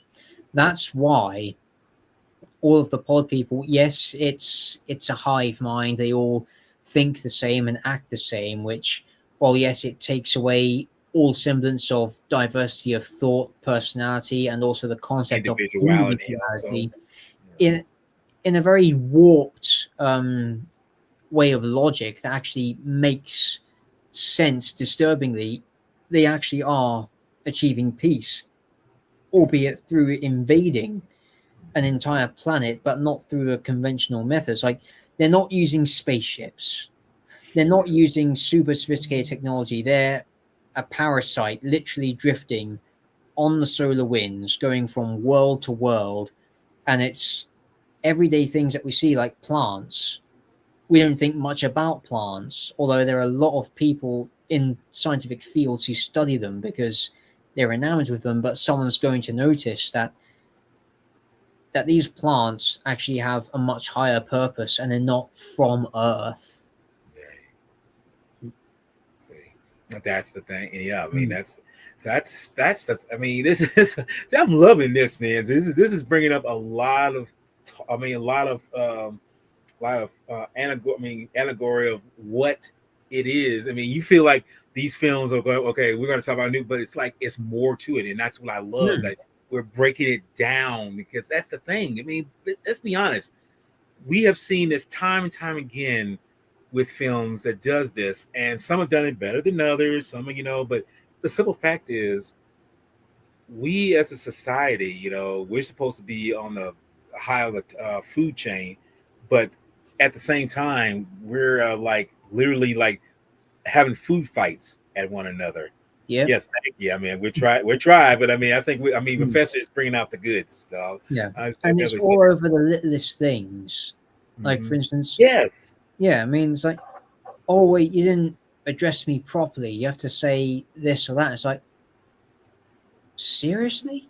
Of all the things to get offended over, I mean, there's a neighbor double parking in front of your driveway. There's a cat running around your neighborhood, breaking into your garden. There's a water main that's burst down Mhm. the street from you, and you're not getting any water for a shower. You're complaining about the one thing which, in the grand scheme, is insignificant. No one pays it any peace of mind other than you. It's like And that's the thing that's setting you off. That's the thing that's triggering you. It's like, how is that? It's it makes me think to myself, that's how some people have let themselves the circuits in their brains really function. It's like you will take something that's so small, make it it's like a mold, but it turns into a mountain quick because there's no logic to you being upset about it. There are other right, things that are so much more prevalent to paying attention to, but it's like, no, we're not gonna we're gonna talk about this. We're gonna yammer about that. It's like, okay, and then and you wonder sometimes when, like I said, you and me, you just kind of think like you kind of be like, what, what, it's kind of like that, and it's like, yeah. how is that possible with that? However, did the humans invent such technology that they're always so stupid? And and it's funny you bring this up because I don't know if you've ever watched some shows or cartoons where you see animals, even dinosaurs, where they like, okay, they're extinct. They're extinct for a reason, blah blah blah. Hmm. But in the hindsight, it's like they're probably more intelligent than you think they are because they ain't Yeah, gonna kill each other. They do the hunt and whatever to survive. But with you, y'all hunt for pleasure. Y'all hunt yeah. for spite. Y'all hunt for just stupid Trophies. reason. Yeah, Hmm. exactly. Trophies. It's like that's you're not doing it for resources. You're doing it just to say get your rocks off, you Yeah. know. And it's I mean, insane. It's almost like insanity yeah, to the forefront when you do it that way, yeah. And And it can be again, resolved so simply if people could just spend 5 minutes of silence in a conversation and actually listen to what is being said rather than have this knee-jerk reaction, interrupt someone mid-sentence and be like, well, no, actually it's this way around, you're doing it completely wrong, our way is the better way and you need to subject yourself to it, otherwise you're not going to be able to do X, Y, and Z or learn A, B, and C. And it's like, well, no, because we're meant to be smarter than this, and you're definitely not smart, although you're in this position. What?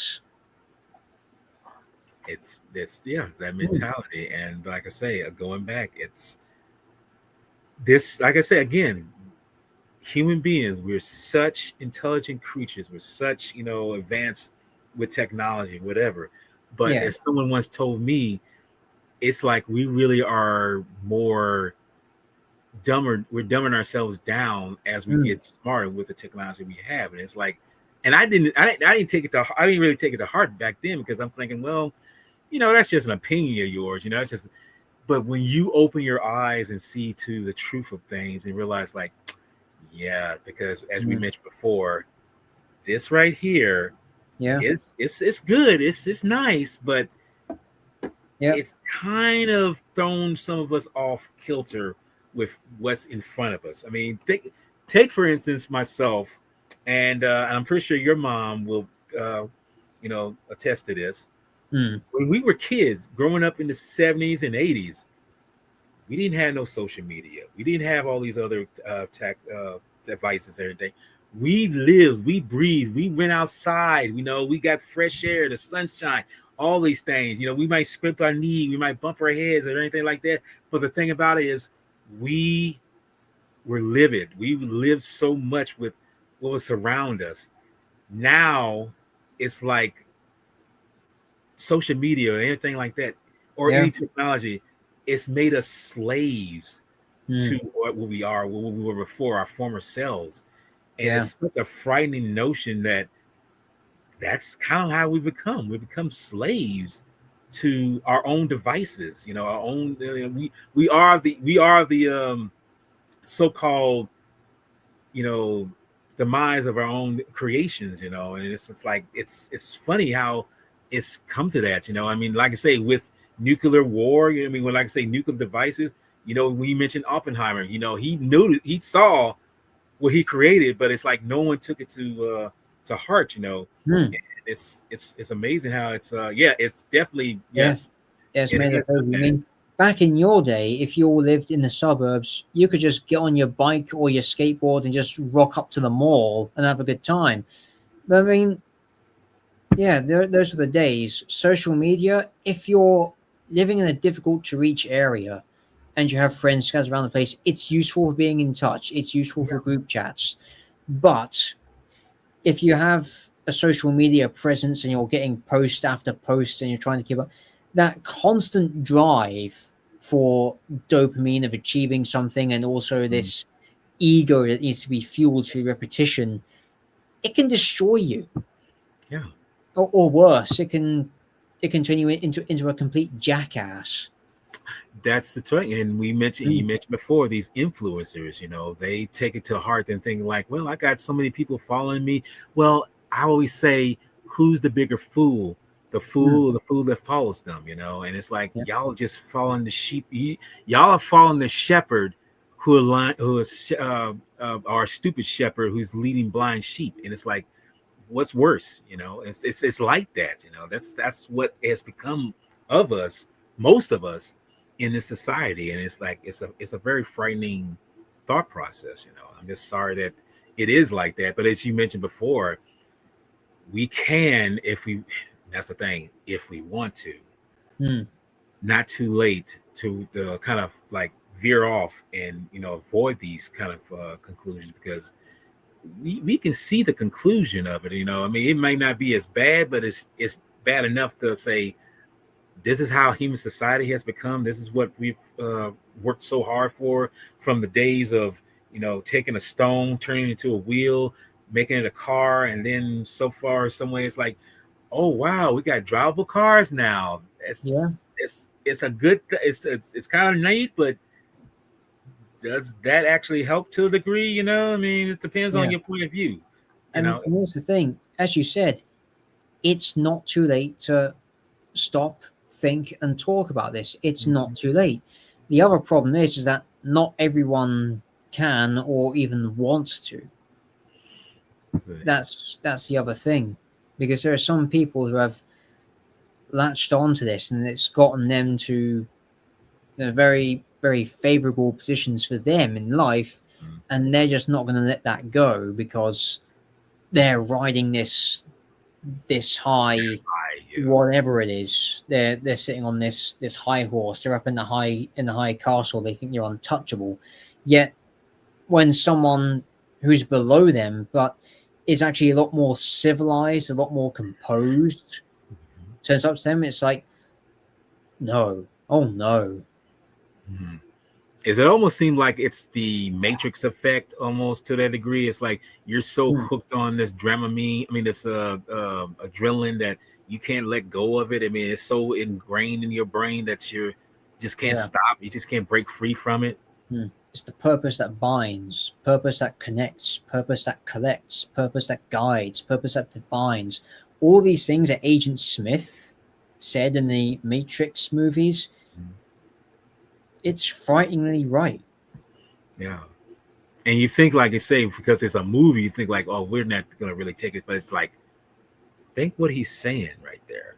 Hmm. All these things are the reasons why so many people have this mentality of where they are now. And let's be honest, I mean, nowadays we're so, and even Morpheus says, you know, they're so hooked on, they're so ingrained in the matrix and what it provides. Like they will fight tooth and nail to fight for that particular conscious of being. And it's like, they won't let go of it. You know, it's like a wounded tiger or a wounded animal. It's like you take away that particular, source of whatever it is to me, I'm going to fight for you, and I'll kill for it.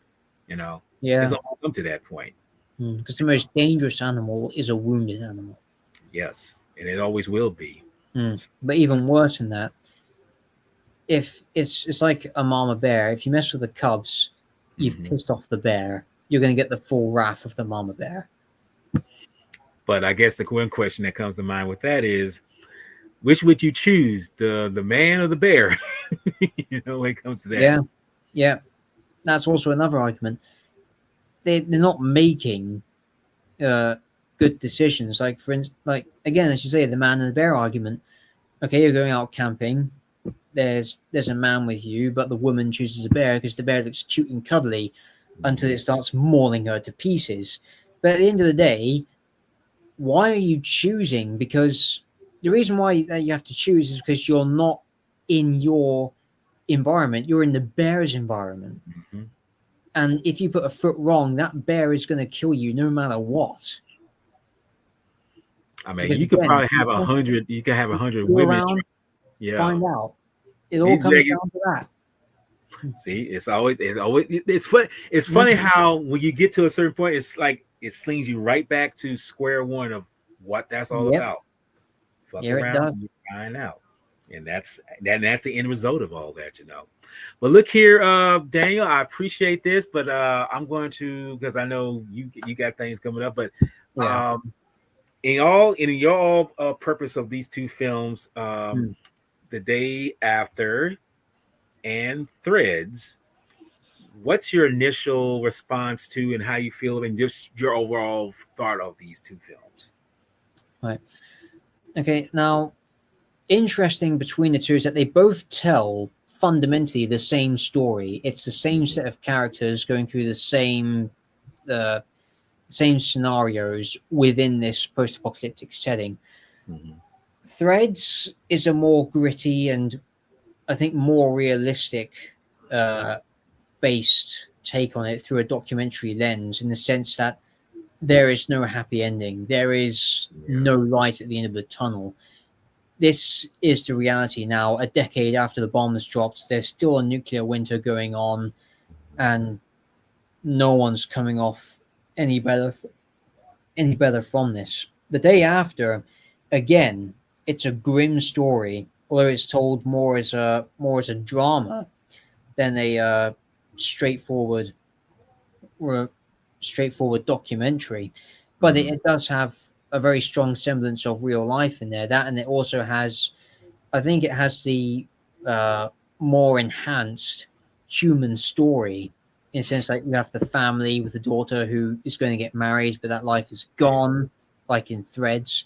You have the doctor who knows that his daughter is out there somewhere, and his wife, when he gets back to his home, all that's left It's the is the best. fireplace, Right. and there's a group of stragglers surrounding him, and that's just harrowing. I mean, but yeah, they're both really good movies. They're also both terrifying movies, because this, although it hasn't happened yet in my lifetime at least, I'm aware that this kind of shit is possible. Uh, Right. is possibly going to happen in like the next 5 or 10 years or so. It's just a matter of time. And if we don't, and these movies, they can be very powerful tools. Like at the ending of The Day After, the filmmakers put in the credits something like, "We urge the world leaders to watch this movie and strongly consider moving away from nuclear weapons." And Right. that's actually a really strong initiative when you think about it. Threads, it could have done the same thing, like urging people to move away from it, but no, it hasn't come out with any message or any plea. It's just gone balls to the wall and said, "Look, this could happen. If it Mm. happens, this is how it's going to go. There's no alternative." Either, Right. yeah. And so the audience then has that decision to make for themselves. Drop the bomb, don't drop the bomb. Sorry. But yeah, both of these movies I actually rate very highly. I mean, with The Day After, because it has, I think, more of a stronger connection to its human characters. I'm going to give it an 8 out of 10 threads for how gritty and unflinching it is. I'm also going to give that an 8 out of 10. Okay. Cool. Well, for me, and I'll just say my piece on it that the day after, it was the first one, but when I did see Threads years later, in the 2020s, I realized like, wow, because I heard about the film, but I didn't know what there was really. I mean, I knew it was dealing with the situation that Day After deals with, but when you watch it, it's like, man, it's like that's haunting in how they're projecting it. And like I say, for a low, not so much a low key, but a low budget television film, Mm-hmm. they did not hold back for what their the gratuity of what you're seeing. It's like they're not being apologetic about it. I mean, neither was Day After, but Threads was definitely one of those films that saying that, hey, we're letting you know that this is how it would be if the so-called situation was to happen, and hopefully it never happens, but knowing how human beings are, we Mm. can't necessarily speculate what it would be. But overall, the films are definitely up there in my so-called viewing of it. And I'm kind of like you. I'll definitely give them like, well, for like I say, for a day after, it'll be like an 8, but Threads, I would definitely have to give it a 9 Ooh. because I feel like it really it's a very haunting way of how you project things, and I feel like that's what they were going for. And as you mentioned before, they use what little they had to really give you a story that tells like, hey, try to do better in the future, try to make the future available for all of us, and it's just I think that's how we have to look at it, because in the end, when we're gone, you and I and everyone else, hopefully this will be something left over where it's like they can look back and say, wow, they made films that they can show that they can actually destroy themselves. It's like, I mean, I didn't realize they can do that. But then it's like, but then if someone would tell them, it's like, well, it never happened because maybe they follow suit and say, oh, they were smart enough to not do that. They actually said like that's do the opposite of what they showing in here and try to make something different for that. So, Mm-hmm. but for that all being said, though, I think we mentioned this yesterday. But do you have Yeah. anything special coming up on your channel as far as you know? Yeah, I said yesterday, I'm working on an Aliens versus Predator retrospective, but that's very early on in pre-production, so it's going to be a while before it properly germinates into a structure for a video. So just be patient and keep an eye out on the socials for anything that arises in the near future. Cool. That's all we can do. Just be patient and wait for it. Well, Yeah. for my part is I have something coming up this Saturday where I will be discussing with a couple of female guests, and we're going to be discussing how the sisterhood of the kaiju universe is so infected the outcome of how we see things where ladies can enjoy what the boys like, why not? I don't see why not. There should be a universal thing where nobody is exempt from enjoying what is Godzilla, anything else like that. Yep. But with that being said, thank you again, Daniel, for joining me on this. This has been a incredible ride. I mean, I didn't realize we was going to talk this long or even be on this long about this. But you know what? Neither did We I. brought up, yeah, we brought up some great discussions. We brought up some great topics, and I feel that's the whole point of discussing something like, you know, nuclear supremacy Hmm. and how you really, as I said before, crack open that nut, crack open and peel that layer, peel that onion. You'll see there's so many layers that's embedded in this, and there's Yeah, more to it than just what we see. There's that's right. something more, and I'm glad that someone like you brought their A game and really just they hammered it home. And it's like this is what we need. This is what needs to be expressed. This is what needs to be brought out here. Yeah. And I thank you for that. Yeah, and it's also interesting how, and we started off talking about nuclear Armageddon, yet it snowballed into all of these different things. Yes. But it all comes down to one universal truth. If we're not careful, it's our undoing.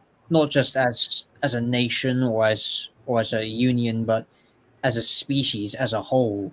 Because that web is very, very fragile. And just one false thing can unravel every single thread of that web. And that's exactly what it is. It's going to untangle. It's like you break it. It's like there it goes. It's not going to be put together unless you have something strong, adhesive that can bind it back together. But it doesn't do that. And it's funny how you mentioned. It's like all the things we talked about, they come right back to that center of what we were discussing and what it leads to. Yeah. And that's that's basically what we was trying. And that's the thing I was trying to get to. I was trying to make sure that we didn't lose point of what it was talking about. Yeah. Which is about human society or just any kind of society that is trying to do better. But it's like, try to be something that's better than what your forefathers, whatever, were done. And maybe somewhere along the line, we can come to a universal whole. Yeah. Like and if you can pick up those threads, then you will see the day after tomorrow. I like that. That's very good. That's very good. I like. That's why they call him professors, ladies and gentlemen, and that's why he's here. And also, I want to thank everyone who was on the comments and everything. Thank you, Kevin. Thank you, Jake. Thank you for all this time. I mean, this has actually been a very good podcast. I love this discussion. I love this. I hope we do another one, something like similar like this. Who knows? Only time will tell. I mean, that's right. We can do better all the time. So. But with that being said, I thank everybody for your time and patience. And then I always say in closing, y'all do take care. Professor said it best. Y'all be patient with anything. And I say it like this, keep the film legacy alive. Because one thing about these films, they do harness a sense of awareness. And hopefully it teaches us to be better human beings in the future. So, even if you get scarred in the process of watching them. Yes, because you will get scarred no matter what. So, peace out until. Go ahead. These films are not for the faint of heart. Just putting that out there for anyone who hasn't seen them. So, I mean, don't go expecting a happy ending. Just go in expecting reality. Yes, because that's the thing about it. Reality will always be reality, and it's the scariest thing out there. Yeah. So, but anyway. Y'all take care now, and we're out. Yep. Thank you.